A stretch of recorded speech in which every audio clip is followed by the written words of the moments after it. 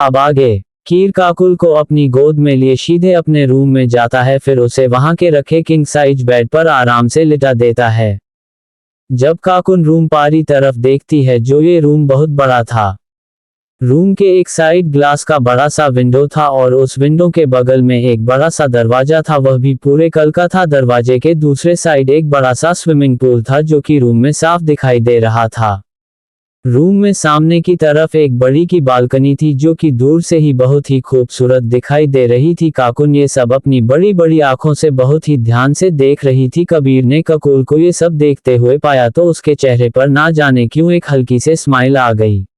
अभी काकुन ये सब मुख देख ही रही थी कि तभी रूम में डॉक्टर आए। तरफ देखा तो कबीर ने डॉक्टर को काकुन की तरफ देखने का इशारा किया। घर चुपचाप बैठी हुई थी। डॉक्टर ने काकुन को बहुत ही ध्यान से देखा, पर एक लड़की को इस तरह से बैठा हुआ देखकर हैरान रह गया था, जिसे कबीर ने काकुन को देखने के लिए बुलाया था।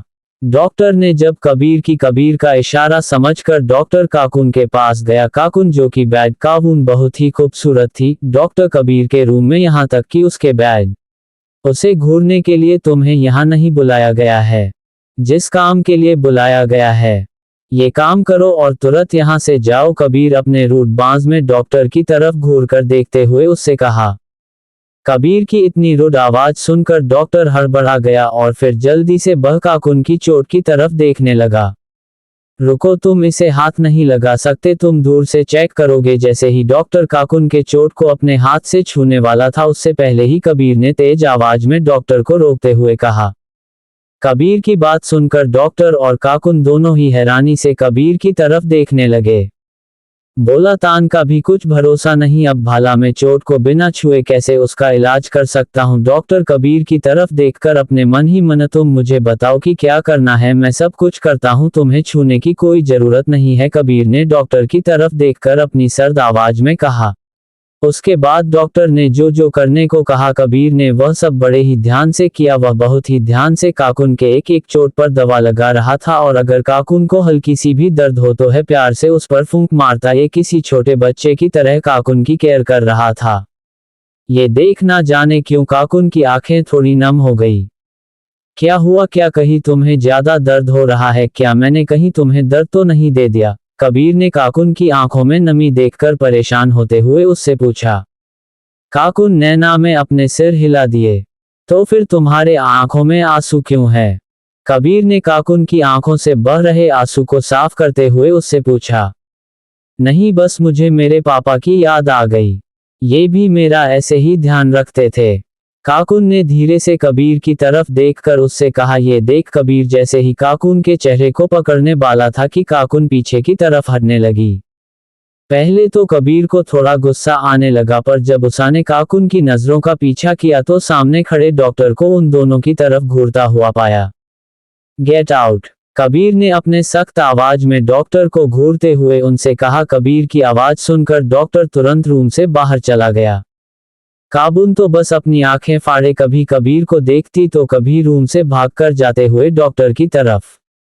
डॉक्टर के हम से जाते ही कबीर सूरत कानून को अपने पास खींचा और उसे अपने गले में लगा लिया। कबीर को कानून को अपने गले से लगाकर एक है सुकून महसूस हो रहा था। वही काकुन भी चुपचाप कबीर के गले लगे हुए बैठी रही। कुछ देर बाद कबीर धीरे से कानून को खुद से दूर किया और फिर वह काबून के माथे को अपने होठों से छू लिया। काकुन में शर्म से अपनी आंखें बंद कर भी तो फिर कबीर ने काकुन के बंद हुए दोनों आंखों को बारी बारी से चूम लिया। उसके बाद कुन के दोनों सीट गालों को चूम लिया। सर से कानून का पूरा चेहरा अबला होने लगा था। कानून को ही समझ में नहीं जा रहा था कि आखिर क्यों कबीर को ऐसा करने दे रही है। फिर कबीर ने काकुन के गुलाबी होठों की देखा और कहा धीरे बान के होठों की बढ़ने लगा ही वह उसके होठों को छूने वाला था कि तभी काकुल ने अपने हाथी कबीर को रोक दिया। दी आप क्या कर रहे हैं? हम आज से पहले ना ही कभी एक दूसरे को देखे और ना ही कभी मिले, फिर आप ये सब मेरे साथ ऐसा क्यों कर रहे हैं? आप तो मुझे जानते भी नहीं है। काकुल ने कबीर को रोकते हुए बहुत ही प्यार में उससे कहा। कबीर को काकुन की यह सब बातें सुनकर अच्छा नहीं लगा। उसे काकुरा का इस तरह से किस करने से रोकना बहुत बुरा लगा और उससे गुस्सा आ रहा था।